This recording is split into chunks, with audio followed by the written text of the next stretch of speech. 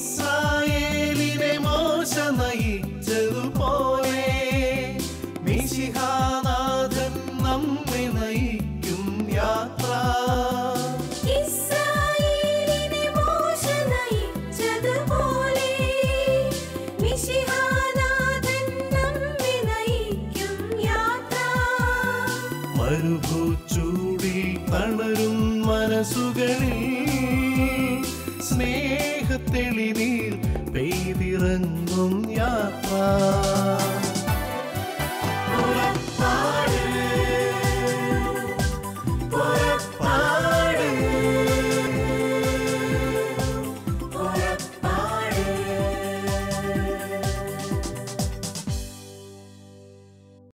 പുറപ്പാടിൻ്റെ പുതിയൊരു എപ്പിസോഡിലേക്ക് എല്ലാ പ്രേക്ഷകർക്കും സ്വാഗതം. ദുബായ് സെൻറ് മേരീസ് ചർച്ചിലെ വിവിധ പ്രാർത്ഥനാ ഗ്രൂപ്പുകളിലൊന്നായ പരിശുദ്ധ ദേവമാതാവിൻ്റെ നാമധേയത്തിലുള്ള ഇൻ്റർനാഷണൽ സിറ്റിയിലെ പ്രേയർ ഗ്രൂപ്പ് അംഗങ്ങൾ അവരുടെ ജീവിതാനുഭവങ്ങളും വിവിധങ്ങളായ പ്രവർത്തനങ്ങളും നമുക്കായി പങ്കുവയ്ക്കുന്നു.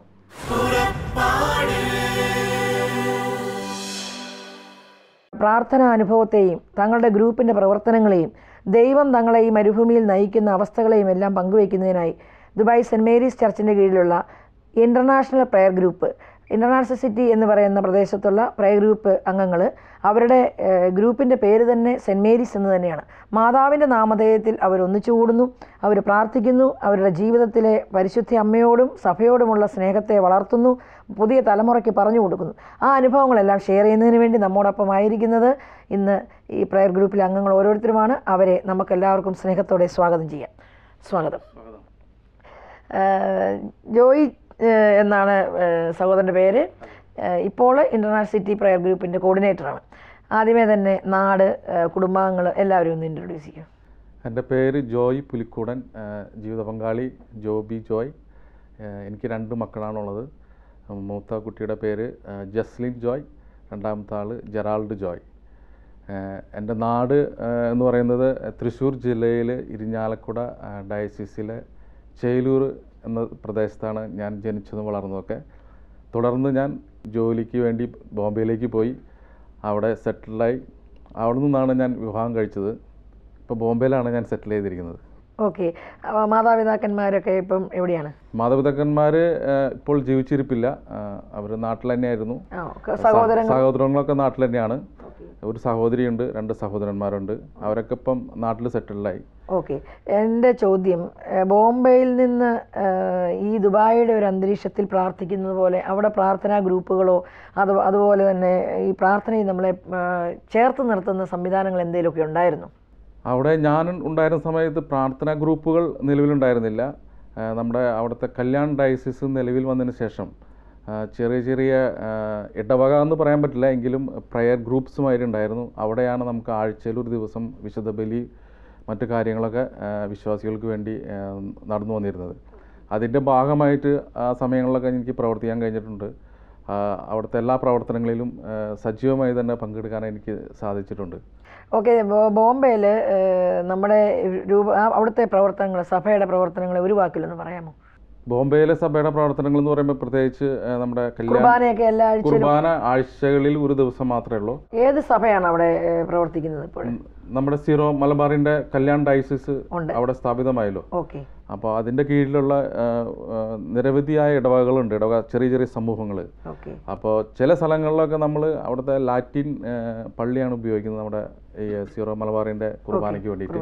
അത് ആഴ്ചയിൽ ഒരു ദിവസം സർവീസ് ഉണ്ടായിരിക്കും. അത് നമുക്ക് 1-2 മണിക്കൂർ നമുക്ക് ആഴ്ചയിൽ അവർ നമുക്ക് തരും. അപ്പോൾ അതിനുള്ളിൽ തന്നെ നമ്മൾ നമ്മുടേതായ എല്ലാ സംഭവങ്ങളും നടക്കണം. ഓക്കെ. അവിടെ വിശ്വാസികൾ ഒത്തിരിയേറെ നമ്മുടെ കുർബാനയിലേക്ക് കടന്നു വരാറുണ്ടോ? ഉണ്ട്. അവിടെ വളരെ തീഷ്ണതയോടുകൂടി തന്നെ കുർബാനയിൽ സംബന്ധിക്കും മറ്റ് സഭയുടെ പ്രവർത്തനങ്ങളിലൊക്കെ എല്ലാവരും നല്ല രീതിയിൽ സഹകരിക്കും. അതിനെ സപ്പോർട്ട് ചെയ്യുന്ന ഒരു സമൂഹം തന്നെയാണ് ബോംബെയിലുള്ളത്. Price the Lord. അത് വളരെ സന്തോഷമായ ഒരു ഇൻഫർമേഷനാണ്. അത് എത്ര വർഷം മുമ്പാണ് ഈ ബോംബെയിലെ? ഞാനിപ്പോൾ ബോംബെയിൽ 15 വർഷം ഉണ്ടായിരുന്നു. 1990 മുതൽ ഞാൻ ബോംബെയിലുണ്ടായിരുന്നു. അതിനുശേഷം 2005 ഞാൻ ദുബായിലേക്ക് ജോലി കിട്ടി ഇങ്ങോട്ട് വരുന്നത്. അതിന് വലിയൊരു സാക്ഷ്യമാണ്. ബോംബെയിൽ നമുക്കറിയാം ജീവിതം അങ്ങനെ നീങ്ങിപ്പോകുന്നുള്ളൂ. നമുക്ക് വേറെ പ്രത്യേകമായ ഒരു സൂക്ഷിക്കാനൊന്നും ഉണ്ടായിരുന്നില്ല. അപ്പം അങ്ങനെ ഒരു സാഹചര്യത്തിൽ അവിടെ വളരെ പ്രശസ്തമായ ഒരു ദേവാലയമാണ് മാഹിം ചർച്ച്. ആ ചർച്ചയിൽ മാതാവിൻ്റെ വലിയ മാധ്യസ്ഥ സഹായത്തിലാണ് ഞാനിവിടെ വരാനുള്ള സാഹചര്യം ഉണ്ടായിരുന്നു. അന്ന് വരാൻ ആഗ്രഹിച്ച് മാതാവിനോട് പ്രാർത്ഥിക്കുക. എല്ലാ ബുധനാഴ്ചയും ഞാൻ നൊവേനയ്ക്ക് പോവായിരുന്നു. അങ്ങനെ പ്രാർത്ഥനയിൽ എന്ന് പറഞ്ഞാൽ എൻ്റെ ഒരു പ്രാർത്ഥന നിയോഗം എന്ന് പറയുന്നത് എനിക്ക് വിദേശത്തൊരു ജോലി വേണം, അത് ഫ്രീ ആയിട്ട് പോകാൻ വേണം. ഭയങ്കര നിയോഗമാണ് കേട്ടോ. അങ്ങനെ കാരണം കൊടുക്കാൻ എൻ്റെ കയ്യിൽ പൈസ ഉണ്ടായിരുന്നില്ല. എന്ത് പറഞ്ഞാലും കേൾക്കുന്ന ഒരു അമ്മയുണ്ടെന്ന്. അപ്പൊ അമ്മയെ പിടിച്ചുകൊണ്ട് അമ്മയുടെ നിരന്തരം ഈ നിയോഗം സമർപ്പിച്ച് പ്രാർത്ഥിക്കുകയായിരുന്നു. അങ്ങനെ പ്രാർത്ഥിച്ച് അവസാനം 5 പൈസ കൊടുക്കാതെ മാതാവിന്റെ പേരിലുള്ള പള്ളി കൊണ്ടുവന്നുകയും മാതാവിന്റെ പേരിലുള്ള ഈ ഒരു പ്രയർ ഗ്രൂപ്പിന്റെ ഭാഗമായിട്ട് പ്രവർത്തിക്കാനും കഴിഞ്ഞു. അതൊരു ദൈവ നിയോഗമായിട്ടാണ് ഞാൻ കാണുന്നത്. തീർച്ചയായിട്ടും. അപ്പോൾ 2005 ഇവിടെ വന്നു. അപ്പോൾ എൻ്റെ ചോദ്യം, 2005 വന്നപ്പോൾ ആദ്യം താമസിച്ച പ്രദേശം എവിടെയായിരുന്നു? ഞാൻ താമസിച്ചത് ആദ്യം ഞങ്ങളുടെ കമ്പനി ഒരു പുതിയ കമ്പനിയായിരുന്നു. ഇവിടെ പ്രൊഡക്ഷൻ യൂണിറ്റ് തുടങ്ങിയ ഒരു ആരംഭഘട്ടത്തിലായിരുന്നു ഞാനിവിടെ വന്നിരുന്നത്. അന്നേരം അക്കോമഡേഷൻ ഞങ്ങൾക്ക് DIP-യിലായിരുന്നു. DIP-യിൽ പിന്നെ അതിന് ശേഷം ഞാൻ പിന്നെ ഇൻ്റർനാഷണൽ സിറ്റിയിലേക്ക് വന്ന് 2 വർഷത്തിന് ശേഷം. ഇൻ്റർനാഷണൽ സിറ്റിയിലേക്ക് വന്നതിന് ശേഷം അന്നത്തെ കോർഡിനേറ്റർ ആയിരുന്ന TC ജോസ് ചേട്ടൻ എന്നെ വിളിച്ചു പറഞ്ഞ് ഇങ്ങനെ ഒരു പ്രയർ ഗ്രൂപ്പ് ഇവിടെ നടക്കുന്നുണ്ട്. അപ്പോൾ എങ്ങനെയാണ് ആ നിമിഷങ്ങളെ ഓർക്കുന്നത്? കാരണം ഇത് ചോദിക്കാൻ കാരണം നമ്മുടെ ഒരാളുടെ ഡ്യൂട്ടിയാണ്. ചിലപ്പം പള്ളിയെപ്പറ്റി തന്നെ അറിയാൻ മേലാത്ത ഒത്തിരി പേര് ഇവിടെ ചിലപ്പോൾ കാണാം. അവരെ ദേവാലയത്തിലേക്കോ പ്രാർത്ഥനയിലേക്കോ കൊണ്ടുവരിക എന്നുള്ളത് നമ്മുടെ ഓരോരുത്തരും ഡ്യൂട്ടിയാണ്. അപ്പോൾ ഈ പറഞ്ഞ ഒരു ജോസ് എന്ന് പറഞ്ഞ ഒരു വ്യക്തിയുടെ കോള് വന്നപ്പോൾ അത് ദൈവത്തിൻ്റെ ഒരു വിളിയായിട്ട് സ്വീകരിച്ചു. അതെ, തീർച്ചയായിട്ടും വളരെ സന്തോഷമുണ്ടായിരുന്നു. കാരണം ഞാനും അന്നേരം പള്ളിയിൽ മാത്രമേ പോകുന്നുണ്ടായിരുന്നുള്ളൂ. ആഴ്ചയിലൊരു ദിവസം പള്ളിയിലേക്ക് വരും മലയാളം കുർബാനയ്ക്ക്. അന്നേരം ഇങ്ങനെ വിളിച്ചു പറയും ഇന്ന സ്ഥലങ്ങളിലെ കോർഡിനേറ്റേഴ്സിനെ ബന്ധപ്പെടുക, പ്രയർ ഗ്രൂപ്പുമായി ബന്ധപ്പെട്ട് പ്രവർത്തിക്കാൻ ആഗ്രഹിക്കുന്നവർ. അപ്പോൾ അങ്ങനെ ഇരിക്കുമ്പോഴാണ് ഇങ്ങനെ ഒരു കോൾ വന്നത്. അങ്ങനെ പിന്നെ നെക്സ്റ്റ് അവരെ കൂട്ടായ്മയിലേക്ക് ഞാൻ പോവുകയും അതിൻ്റെ ഭാഗമായിട്ട് പ്രവർത്തിക്കാൻ കഴിയുകയും വളരെ പെട്ടെന്ന് തന്നെ ആ കോറിൻ്റെ ഒരു ഭാഗമായിട്ട് തീരുമാനിക്കാൻ കഴിഞ്ഞു. അന്ന് എത്ര പേരുണ്ടായിരുന്നു ഈ പ്രാർത്ഥന ഗ്രൂപ്പിൻ്റെ തുടക്കം എന്ന് പറയുന്നത് ഒരു 3 വ്യക്തികളിലൂടെയാണ് ഈ പ്രാർത്ഥന ഗ്രൂപ്പ് തുടങ്ങിയത്. ഒരു ജോസ് ചേട്ടൻ, ഒരു പോൾ ചേട്ടൻ, ജോൺ ചേട്ടൻ, ഇവരെല്ലാവരും ഒരുമിച്ചിരുന്ന് ജപമാല ചൊല്ലി പ്രാർത്ഥിക്കുമായിരുന്നു. അവർക്ക് അവരുടെ റൂമുകളിൽ പ്രാർത്ഥിക്കാനുള്ള സൗകര്യം ഉണ്ടായിരുന്നില്ല. അതിനാൽ തന്നെ അവർ റൗണ്ട് ഔട്ടുകളിലും അവരുപയോഗിച്ചിരുന്ന വണ്ടികളിലിരുന്ന് ജപമാല ചൊല്ലി പ്രാർത്ഥിക്കുമായിരുന്നു. അങ്ങനെ അവർക്ക് വലിയൊരു വിഷൻ കിട്ടി. ഒരു ദിവസം പ്രാർത്ഥിക്കുമ്പോൾ മാതാവിൻ്റെ തിരുസ്വരൂപത്തിൻ്റെ വലിയ വിഷൻ. അപ്പോൾ അങ്ങനെ അതിൽ നിന്ന് പ്രചോദിതമായി അവരിങ്ങനെ നമുക്കൊരു പ്രയർ ഗ്രൂപ്പ് ഇവിടെ ആരംഭിക്കാം. അങ്ങനെ അവരുടെ ഒരു പ്രാർത്ഥനയുടെയും അവരുടെ ഒരു ചിന്തയുടെയും ഭാഗമായിട്ടാണ് ഇൻ്റർനാഷണൽ പ്രയർ ഗ്രൂപ്പ് ഇവിടെ സ്ഥാപിതമായത്. അന്നത്തെ നമ്മുടെ മരിച്ചുപോയ ടോമച്ചിൻ്റെ ആശീർവാദത്തോടു കൂടിയാണ് ഈ പ്രയർ ഗ്രൂപ്പ് സ്ഥാപിതമായത്. 2008 നവംബർ 9-ാം തീയതിയാണ് ഔദ്യോഗികമായിട്ട് പ്രാർത്ഥിക്കുമായിരുന്നു. അവർക്ക് ഭവനങ്ങൾ കിട്ടൂലായിരുന്നു. അങ്ങനെ പള്ളിയിൽ അധികാരികളുമായിട്ട് ബന്ധപ്പെടുകയും അങ്ങനെ പള്ളിയിൽ അനൗൺസ്മെന്റ് ചെയ്യുകയും തുടർന്ന് ഇവരെ ഈ വ്യക്തികളിലേക്ക് അനേകം കോളുകൾ വരികയും അങ്ങനെ പ്രാർത്ഥനയ്ക്ക് വേണ്ടി 3-4 ഭവനങ്ങൾ തുറക്കപ്പെടുകയും അങ്ങനെയാണ് ചെറിയ രീതിയിലാണ് ഈ കൂട്ടായ്മ തുടങ്ങിയത്. 3-4 ഭവനങ്ങൾ ഉണ്ടായിരുന്നുള്ള തുടക്കത്തിൽ. ഒരു 25-30 വ്യക്തികളിലൂടെ 2-3 ഭവനങ്ങളിലൂടെ അവരുടെ പ്രാർത്ഥനയിലൂടെ വളർന്ന് ഇപ്പോൾ നമുക്ക് 25 ഫാമിലീസ് തന്നെയുണ്ട്. ഒരു 50-ലേക്കാട്ട് കൂടുതൽ ബാച്ചിലേഴ്സ് ഉണ്ട്. അപ്പോൾ ഞങ്ങൾ ഈ ആൾക്കാരുടെ കുറച്ച് ബാഹുല്യം കൂടുതൽ ഉള്ളത് കൊണ്ട് ഞങ്ങൾ 40-45 പേരിലും കൂടുതൽ റൂമിൽ അക്കോമഡേറ്റ് ചെയ്യാനുള്ള ബുദ്ധിമുട്ട് കൊണ്ട് ഞങ്ങൾ കഴിഞ്ഞ ജനുവരി മുതൽ ആഴ്ചയിൽ 2 ശുശ്രൂഷകളാക്കി. ഒന്ന് വെള്ളിയാഴ്ചയും പിന്നെ ശനിയാഴ്ചയും, നിലവിൽ സൗകര്യത്തിന് വേണ്ടി. അപ്പോൾ 2 ഭവനങ്ങളിലായിട്ട് ആഴ്ചയിൽ 2 ദിവസം ശുശ്രൂഷകൾ നമ്മൾ നടത്തി വരുന്നു.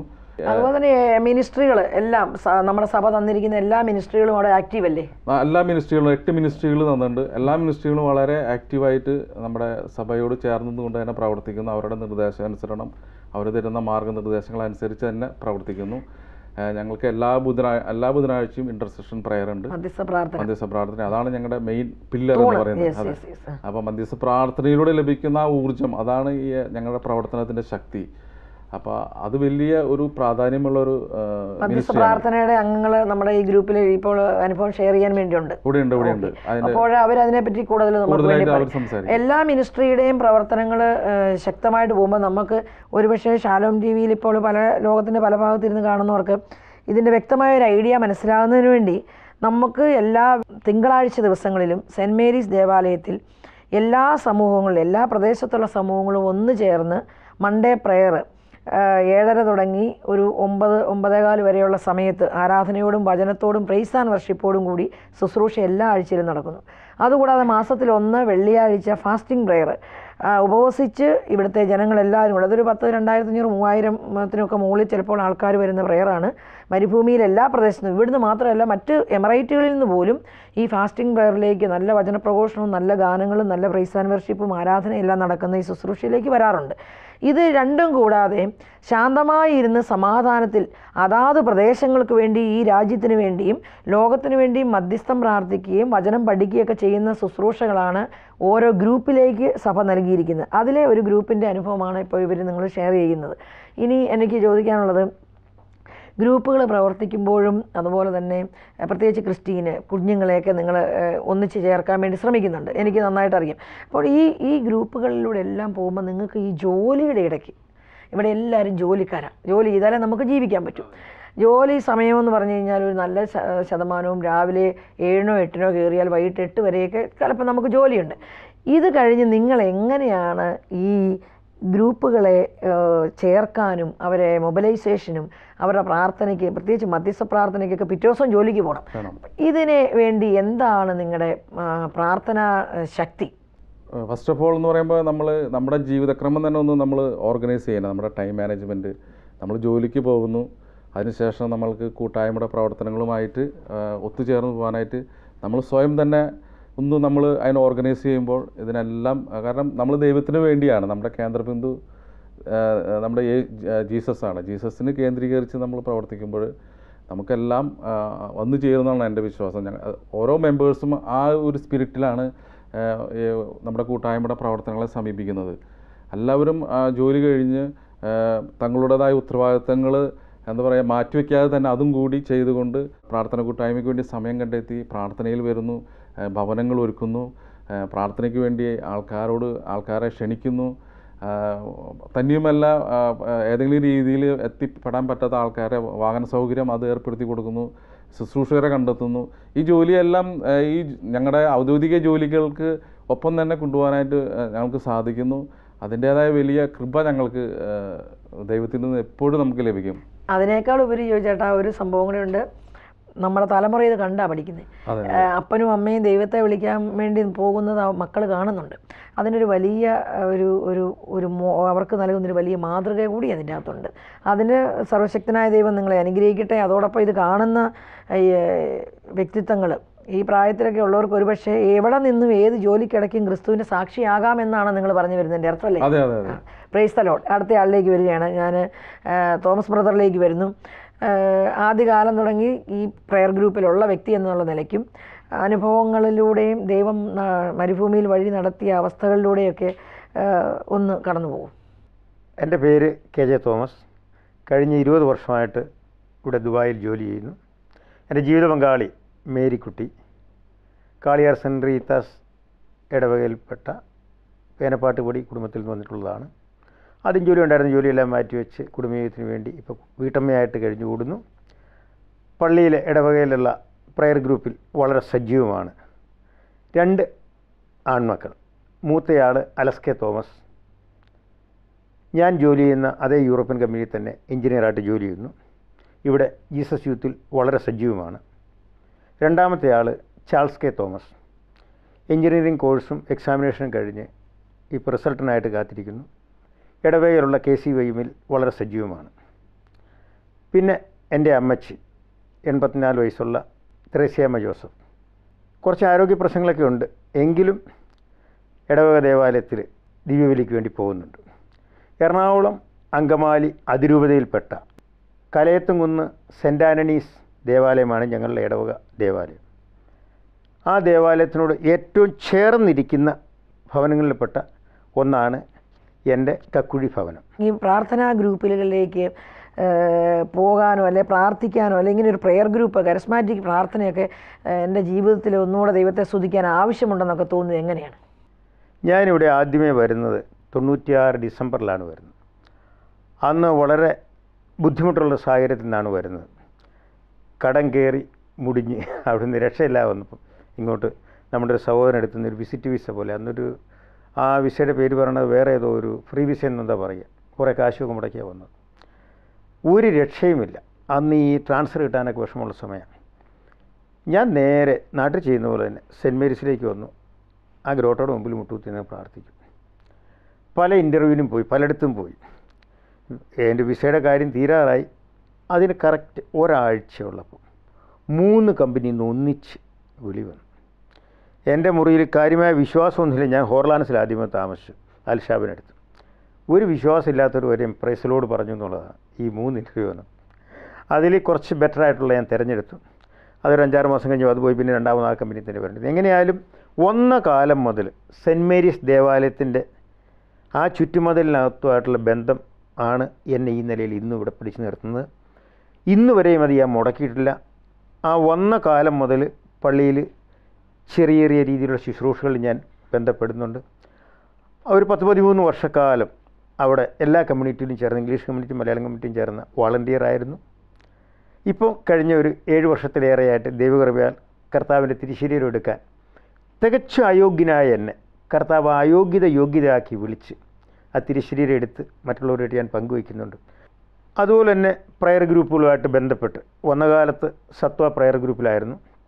അതിനുശേഷം കമ്പനിയുടെ അക്കോമഡേഷൻ ഇൻ്റർനാഷണൽ സിറ്റിയിലേക്ക് മാറിയപ്പോൾ 2007 അവസാനം 2008 ഞാൻ ഇൻ്റർനാഷണൽ സിറ്റിയിലേക്ക് വന്നു. അന്ന് വളരെ കുറച്ച് ബിൽഡിംഗ് മാത്രമേ അവിടെ തുടങ്ങിയിട്ടുള്ളൂ. നമ്മുടെ കോർഡിനേറ്റർ സഹോദരൻ പറഞ്ഞ പോലെ വെറും 3 വ്യക്തികളിൽ കൂടെ തുടങ്ങിയത്. വേണമെങ്കിൽ ഒരു 4ാമത് വ്യക്തിയായിട്ട് കർത്താവ് എന്നെയും അതിൽ ചേർത്തു. ഞങ്ങൾ വാഹനങ്ങളൊക്കെ പ്രാർത്ഥിച്ച അവസാനം അത് ഞങ്ങൾ പള്ളിയിൽ അച്ഛൻ്റെ അടുത്ത് നിന്ന് അന്നത്തെ ഞങ്ങളുടെ സ്പിരിച്വൽ ഡയറക്ടറായിരുന്ന ടോം കളത്തിലച്ഛൻ്റെ അടുത്ത് ഞങ്ങൾ പറഞ്ഞു. അപ്പോൾ ടോം കളത്തിലച്ഛൻ ഇത് ഫാസ്റ്റിംഗ് പ്രയറിന് അനൗൺസ് ചെയ്തു. 2 വ്യക്തികളുടെ പേരും പറഞ്ഞു. ഒരു തൃശ്ശൂർക്കാരൻ പോളിയേട്ടനും ഒരു ജീസസ് യൂത്തിലുള്ള ജോജി മോനും. അവരുടെ വഴിയായിട്ട് പിന്നെ കൂടുതൽ പേര് വരികയും ആദ്യത്തെ ഞങ്ങളുടെ കൂട്ടായ്മ ഒരു 2008 ഓഗസ്റ്റിലൊക്കെ ഒരു ജോജി മോൻ്റെ വീട്ടിൽ വെച്ചാണ് കൂടുന്നത്. അന്നൊരു 10-30 പേര് കൂടി. അതിനുശേഷം ജോസിൻ്റെ ഭവനത്തിലേക്ക് മാറി. അങ്ങനെ കുറച്ചൊരു 3-4 ഭവനമൊക്കെ ഞങ്ങൾ കിട്ടി. പിന്നെ അച്ഛനോട് ഞങ്ങൾ ആവശ്യപ്പെട്ടതനുസരിച്ച് അച്ഛൻ ഞങ്ങളുടെ റിക്വസ്റ്റ് സ്വീകരിച്ച് 2008 നവംബർ 9-ാം തീയതി സ്പിരിച്വൽ ഡയറക്ടർ നേരിട്ട് വന്ന് അത് ബ്ലെസ് ചെയ്തു. അതിലൊരു 5 പേരെ കോർ മെമ്പേഴ്സായിട്ട് തിരഞ്ഞെടുത്തു. ദൈവകൃപയാൽ എനിക്കും അതിനൊരു നിയോഗം കിട്ടി. ഞാനും അന്നത്തെ ഒരു കോർ മെമ്പറാണ്. ദൈവത്തോടും ദൈവത്തോടുമുള്ള സ്നേഹം കൊണ്ടാണ് എന്നെ ഇന്ന് വരെ പരിപാലിക്കുന്നതെന്നാണ് തോമസ് ചേട്ടൻ പറഞ്ഞുകൊണ്ടിരിക്കുന്നത്. 100%. ആ മക്കളെയാണേലും കുടുംബത്തെയാണേലും ഒക്കെ ദൈവം വളരെയധികം ഉയർത്തി. ദൈവം നന്നായിട്ട് പരിപാലിക്കുന്നുമുണ്ട്. ആ പരിപാലനയ്ക്കകത്ത് ഈ മരുഭൂമിയിൽ ദൈവത്തിൻ്റെ ആ കൃപയെ തിരിച്ചറിയുകയാണ്. പിന്നെ ഏൽപ്പിക്കുന്ന ദൗത്യങ്ങളുണ്ട് നമ്മളെയൊക്കെ ദൈവം. അതിനെ നമ്മൾ വളരെ സ്നേഹത്തോടെ സ്വീകരിച്ച് ചെയ്യുകയും ചെയ്യുന്നു. അടുത്ത ഡേവിസ് ബ്രദറിലേക്ക് വരികയാണ്. ഈ പ്രെയർ ഗ്രൂപ്പ് ഒരു പ്രതിസന്ധിയൊന്നുമില്ലാതെ നന്നായിട്ട് സഭയോട് ചേർന്ന് പോകുന്ന ഇൻ്റർനാഷണൽ സിറ്റി എന്ന് പറയുന്ന പ്രദേശത്തെ ഗ്രൂപ്പാണ്. അതിൻ്റെ അകത്ത് ഏത് മിനിസ്ട്രിയുടെ ഉത്തരവാദിത്തമാണ് ബ്രദർ ചെയ്തുകൊണ്ടിരിക്കുന്നത്? ഞാനിപ്പോൾ എൻ്റെ മിനിസ്ട്രി എന്ന് പറഞ്ഞപ്പോൾ ഹീലിംഗ് ആൻഡ് കൗൺസിലിംഗ് മിനിസ്ട്രിയിലാണ് ഞാൻ ശുശ്രൂഷ ചെയ്യുന്നത്. അതുകൂടാതെ തന്നെ ഈ ഇൻ്റർനാഷണൽ സിറ്റി പ്രെയർ ഗ്രൂപ്പിൻ്റെ ജോയിൻറ്റ് കോർഡിനേറ്ററും കൂടിയാണ് ഞാൻ. എൻ്റെ പേര് ഡേവിസ് ഇലവത്തിങ്കൽ. ഞാൻ തൃശ്ശൂർ അതിരൂപതയിലുള്ള ഈശോയുടെ തിരുഹൃദയത്തിൻ്റെ നാമധേയത്തിലുള്ള തോയക്കാവ് ഇടവകമാണ് ഞാൻ. എൻ്റെ ജീവിത പങ്കാളി ഷീബ ഡേവിസ് ഒരു ധനകാര്യ സ്ഥാപനത്തിൽ ജോലി ചെയ്യുന്നു. എനിക്ക് 2 മക്കളാണുള്ളത്. മൂത്ത മകൻ എഡ്വിൻ ഡേവിസ് ഇപ്പോൾ 10ാം ക്ലാസ് കഴിഞ്ഞ് 11th ജോയിൻ ചെയ്യാൻ പോകുന്നു. മകൾ കരോൾ ഡേവിസ് ഇപ്പോൾ 8ാം ക്ലാസ്സിൽ പഠിക്കുന്നു. Okay, healing and counselling ministry അതിൻ്റെ അർത്ഥം തന്നെ ഒരു ആന്തരിക സൗഖ്യത്തിൻ്റെ മിനിസ്ട്രിയാണ് അല്ലേ. തകർന്ന ബന്ധങ്ങൾ, കുടുംബങ്ങൾ, മാനസികമായിട്ട് താഴോട്ട് പോയവർ, കടബാധ്യത കൊണ്ട് താഴോട്ട് പോയവർ, അങ്ങനെയൊക്കെയുള്ള ഗ്രൂപ്പുകൾക്ക് വേണ്ടി പ്രാർത്ഥിക്കുക. വ്യക്തികളിൽ ചിലപ്പോൾ നിങ്ങളോട് അനുഭവങ്ങൾ പറയുമ്പോൾ അവരെ ആശ്വസിപ്പിക്കുക. ഇതൊക്കെയാണ് സഭയോട് ചേർന്ന് നിന്ന് വൈദികരെ അറിയിച്ചുകൊണ്ട്. അതാണല്ലോ നമ്മുടെ ഡ്യൂട്ടി. അപ്പോൾ പലരുടെയും വേദനകളും പ്രശ്നങ്ങളും, ഇവിടെ മരുഭൂവും ജീവിതമാണ്. അപ്പോൾ അങ്ങനെ വരുമ്പോൾ നിങ്ങൾക്ക് എന്ത് ചെയ്യാൻ പറ്റുന്നുണ്ട്? ഈ കൗൺസിലിംഗ് മിനിസ്ട്രി നമ്മളെ ആത്മീയ ഗുരുവായ അലക്സച്ചൻ്റെ നേതൃത്വത്തിലാണ് ഞങ്ങൾ ഒത്തുചേരാറുള്ളത്. മാസത്തിൽ ഒരു പ്രാവശ്യം ഞങ്ങൾ ഒത്തുചേരും. അച്ഛൻ്റെ നിർദ്ദേശം അനുസരിച്ചാണ് ഞങ്ങൾ പ്രവർത്തിക്കാറുള്ളത്. Okay, praise the Lord. അത് ഒരു പ്രധാനപ്പെട്ട ഘടകമാണ്. നമുക്കിവിടെ പ്രെയർ ഗ്രൂപ്പുകളുണ്ട്, പല സംവിധാനങ്ങളൊക്കെ സഭയ്ക്കുണ്ട്. എന്നാൽ ഇവിടുത്തെ സ്പിരിച്വൽ ഡയറക്ടർ അറിയാതെ ഇവിടെ ഒരു കാര്യവും ചെയ്യാൻ അനുവദനീയമല്ല. അത് ചെയ്യാൻ നമ്മൾ ആരും താല്പര്യപ്പെടുന്നില്ല. അതിനൊരു അർത്ഥവും നമ്മൾ കാണുന്നില്ല.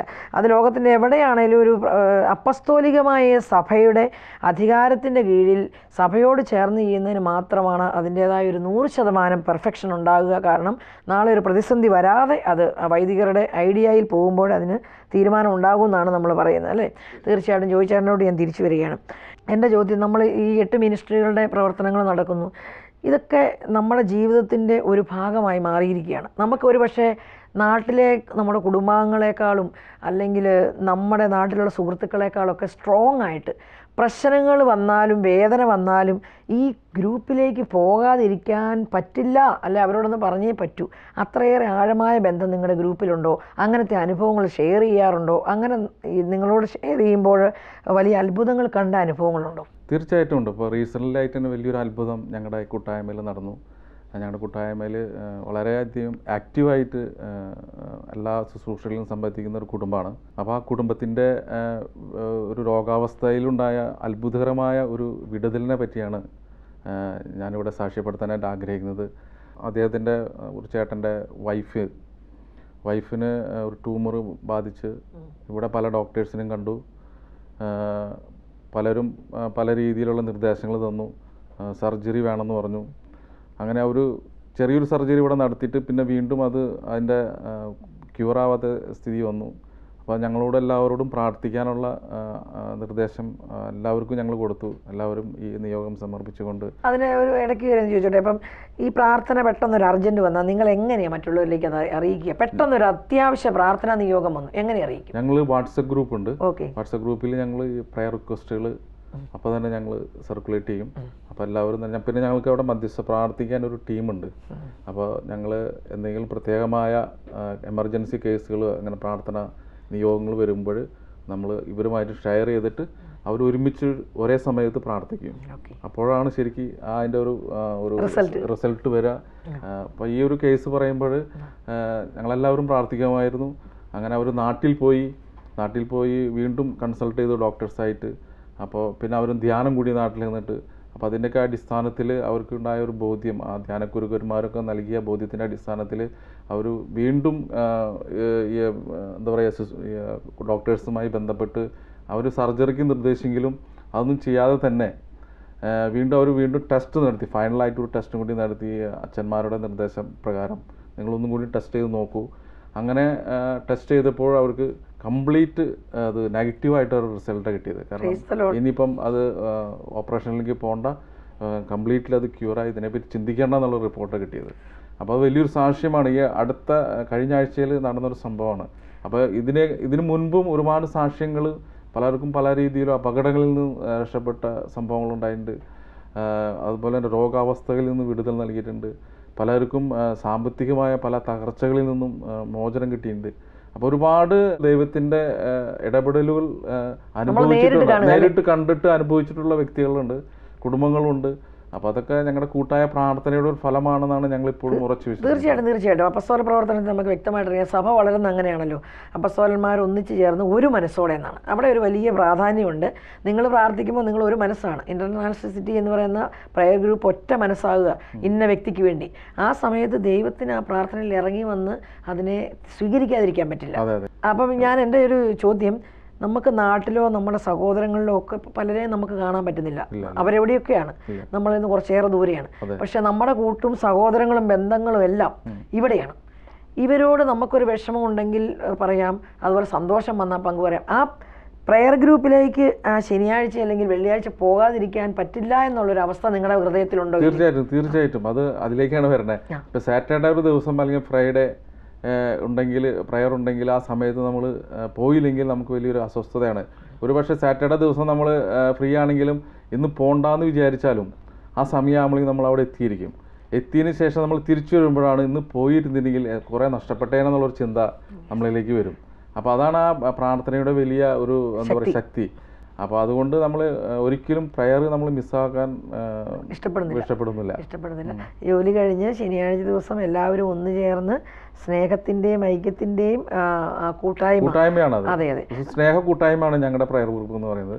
എല്ലാവരും പരസ്പരം അറിയും, എല്ലാ കാര്യങ്ങളും പരമാവധി എന്തെങ്കിലും പ്രശ്നങ്ങളുണ്ടെങ്കിൽ ബുദ്ധിമുട്ടുകളുണ്ടെങ്കിൽ നമ്മൾ പരസ്പരം ഷെയർ ചെയ്ത് നമ്മൾക്ക് ആർക്കെങ്കിലും ഏതെങ്കിലും രീതിയിൽ സഹായിക്കേണ്ടതുണ്ടെങ്കിൽ ഞങ്ങൾ തീർച്ചയായിട്ടും അവരെ സാമ്പത്തികമായിട്ട് സഹായിക്കേണ്ട ഘട്ടങ്ങളിലൊക്കെ ഞങ്ങൾ പലരെയും സഹായിച്ചു. അതാണല്ലോ ഐക്യം. അതെ, ഒരു മനസ്സോടെ ഐക്യത്തോടെ ദൈവം ഉദ്ദേശിക്കുന്നതും അതാണ്.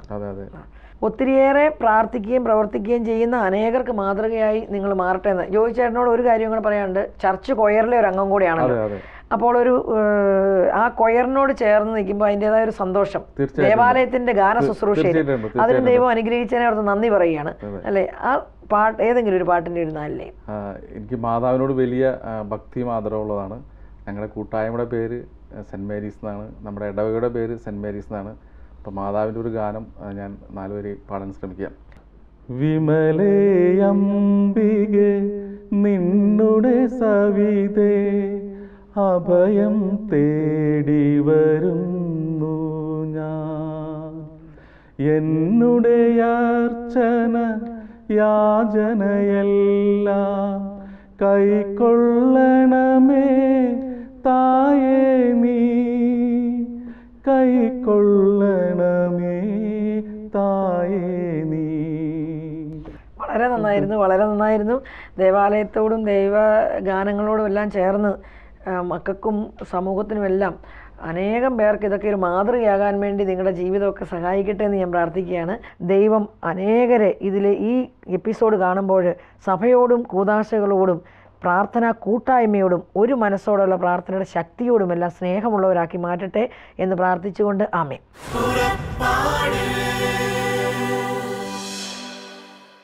ഇന്നത്തെ എപ്പിസോഡിൽ നാം കേട്ട അവരുടെ പ്രാർത്ഥന കൂട്ടായ്മയുടെ ശക്തിയും അനുഭവങ്ങളും നമുക്കും ലോകത്തിൽ എവിടെയായിരുന്നാലും ഒരു പ്രചോദനമായി മാറട്ടെ എന്ന പ്രാർത്ഥനയോടെ വീണ്ടും അടുത്ത എപ്പിസോഡിൽ കണ്ടുമുട്ടാം.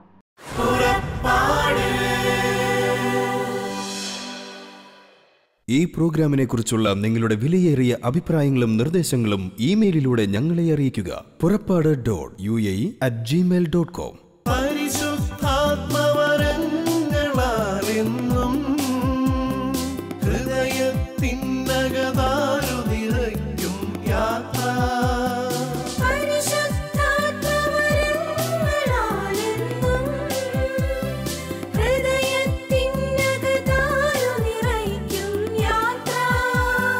മേഘത്തണലായി അഗ്നിനാളമായി പാത തെളിക്കും സ്നേഹ